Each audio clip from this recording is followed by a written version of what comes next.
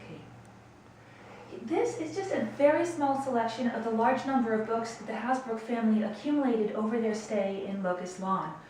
On these two shelves alone, there are at least 2 versions of Shakespeare's collected works. Other writers such as Swift, Samuel Johnson, and even translations of authors such as Montaigne. And the family was very well educated. All the boys and girls were sent off to private school, and the lady of the house, Hyla Bevere Hasbrouck, was actually sent with her sisters to the Litchfield Female Academy in Connecticut. It was headed by Sarah Pierce, and at the time it was probably the single best women's school, certainly in North America, and one of the best in the Western world.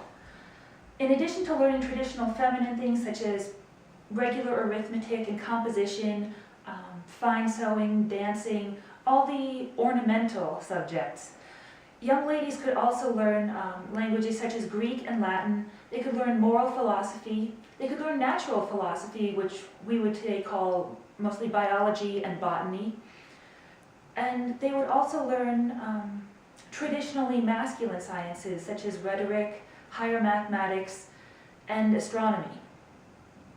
And it's very interesting to see this education playing a role in Jane Austen. One great example is in Mansfield Park.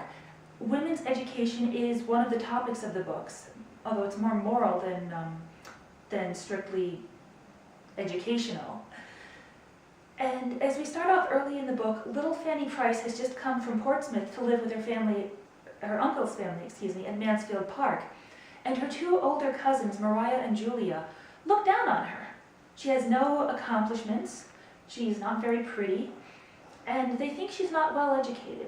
They can put together a map of Europe and point out to all the countries, but they complain that when we asked her how you would go to Ireland, she said you would go by the Isle of Wight, and she calls it the island, as if there were no other island in the world.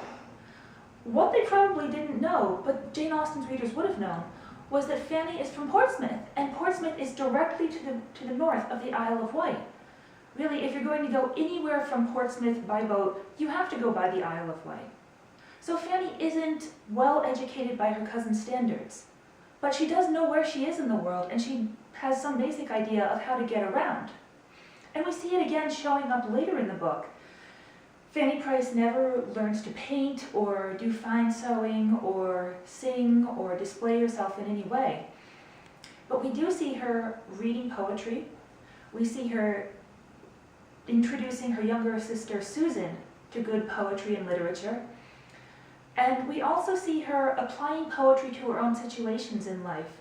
For example, a line from Cooper about, "Oh, ye fallen avenues, once more I mourn your fate unmerited," when Mr. Rushworth is about to cut down an avenue at his house. To top it all off, Fanny Price knows about astronomy. Her cousin Edmund, who has been largely responsible for her education, has gone out stargazing with her, and at one point she's able to list off a lot of the constellations that they've seen. But in addition to this, Fanny might know more about astronomy than most other women because her brother, William, with whom she's very close, is in the Navy. And if you were on a ship, you needed to know the constellations, you needed to know the stars, because that was the way you would figure out where you were on the globe and where you were going. Austen's readers would have recognized Fanny Price as being a very well-educated young woman by anyone's standards. All done.